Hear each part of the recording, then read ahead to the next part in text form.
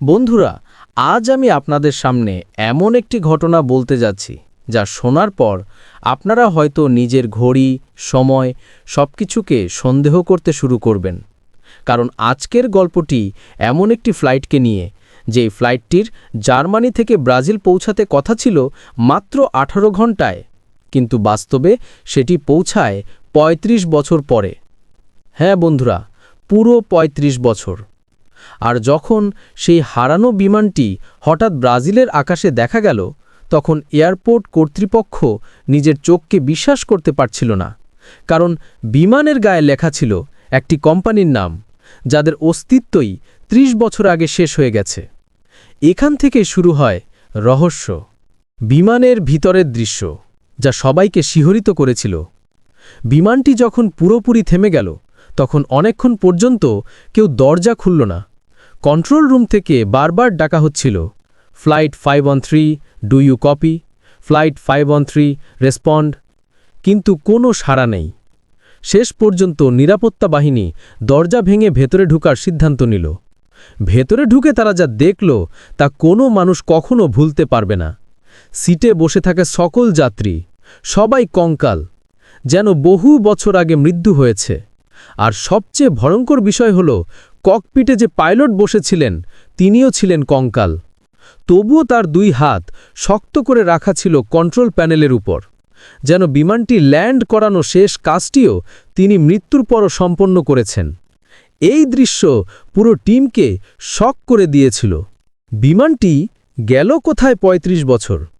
এই প্রশ্নের উত্তর কেউ দিতে পারছিল না। ফুয়েল কোথা থেকে এলো? বিমান আকাশে টিকে থাকলো কিভাবে? পাইলট মরে যাওয়ার পর বিমান ল্যান্ড হলো কিভাবে? তদন্তে উঠে আসে অদ্ভুত এক তথ্য, টাইম লুপ বা টাইম বুদবুদ থিওরি। বিজ্ঞানীরা ধারণা করেন, কোনো এক রহস্যময় অঞ্চলে বিমানটি ঢুকে পড়েছিল, যেখানে সময় পৃথিবীর তুলনায় অনেক ধীরে চলছিল। যাত্রীদের কাছে হয়তো 18 ঘন্টাই কেটেছিল, কিন্তু পৃথিবীতে কেটে গেছে সরাসরি ৩৫ বছর। এ কারণেই বিমানের তেল শেষ হয়নি, ইঞ্জিন নষ্ট হয়নি, সবকিছু একই অবস্থায় ছিল। কিন্তু সময়ের বিশাল চাপ সেই মানুষগুলোর দেহকে মুহূর্তেই জীবিত থেকে মৃত এবং মৃত থেকে কঙ্কালে পরিণত করে ফেলেছিল, যেই মাত্র তারা টাইম লুপ থেকে বের হয়ে বাস্তব পৃথিবীতে প্রবেশ করে। এটাই সবচেয়ে ভয়ঙ্কর ব্যাখ্যা। এই গল্প কি সত্যি ছিল নাকি কল্পনা? অনেক পয়েন্ট সত্যির মতো। আসলেই এমন একটি হারানো ফ্লাইটের কথিত গল্প আছে। আসলেই এমন একটি আর্টিকেল প্রকাশ হয়েছিল বহু বছর আগে, কিন্তু সেই আর্টিকেলে কোথাও যাত্রীদের কঙ্কাল হওয়ার কথা বলা ছিল না। আর সরকার ও এয়ারলাইন্স সবাই এই ব্যাপারে চুপ। তাই এই গল্পের পুরো সত্য আজও রহস্য। টাইম ট্রাভেল কি আসলেই সম্ভব? এখন আসি মূল আলোচনায়। টাইম ট্রাভেল কি আসলেই সম্ভব? আইনস্টাইনের রিলেটিভিটি থিওরি বলছে, হ্যাঁ, সময়কে বাঁকানো যায়।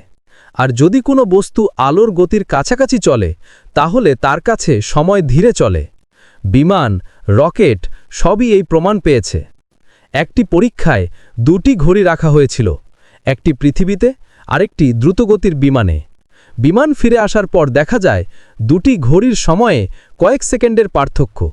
এটাই ছোট্ট টাইম ট্রাভেলের উদাহরণ।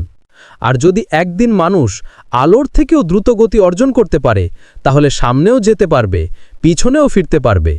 বন্ধুরা, ৩৫ বছর হারিয়ে যাওয়া সেই রহস্যময় ফ্লাইটটি সত্যি হোক বা মিথ্যা, এটি আমাদের পৃথিবীর সবচেয়ে বড় অমীমাংসিত প্রশ্নগুলোর একটি। সময় কি শুধু ঘড়ির কাঁটায় বাঁধা, নাকি সময়ের ভেতরেই লুকিয়ে আছে আরেকটি পৃথিবী? আপনারা কি মনে করেন, এটি কি টাইম ট্রাভেলের প্রমাণ, নাকি কোনো গোপন বৈজ্ঞানিক পরীক্ষা যা ব্যর্থ হওয়ায় গোপন রাখা হয়েছে?